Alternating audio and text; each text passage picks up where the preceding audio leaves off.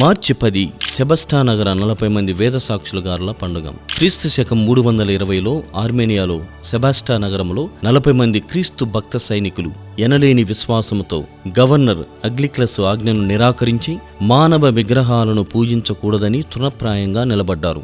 ఆయన వారిని మంచుగడ్డలపై పరారుగా విసిరి నిప్పులు ఆహుతిచ్చాడు. అయితే వారిలో ఒక్కరు మాత్రమే క్షణంలో భయపడగా మిగిలిన 39 హృదయాలలో ప్రేమపూరిత విశ్వాసంతో అమరమయ్యారు. ఈ అప్రహత ధైర్యాన్ని చూసి ఒక సైనికుడు తాను క్రీస్తుపై విశ్వాసముతో మంటల్లోకి దూకి ప్రాణం బలిదానమాడి 40వ సాక్షిగా చేరాడు. వారి ఆత్మలు పరిశుద్ధమై అమరమై దేవదూతల అమృత హస్తాల్లో ఎన్నుకోబడిన మోక్షానికి వెళ్లారు. నిత్యజీవ కిరీటాన్ని అలంకరింప చేసుకున్నారు. క్రీస్తును అమితానందముతో ఆలింగనం చేసుకున్నారు. ముఖాముఖి సందర్శన భాగ్యం పొందారు. పునీత సెబాస్టియన్ నగర వేద సాక్షులారా, మా కొరకు ప్రార్థించండి.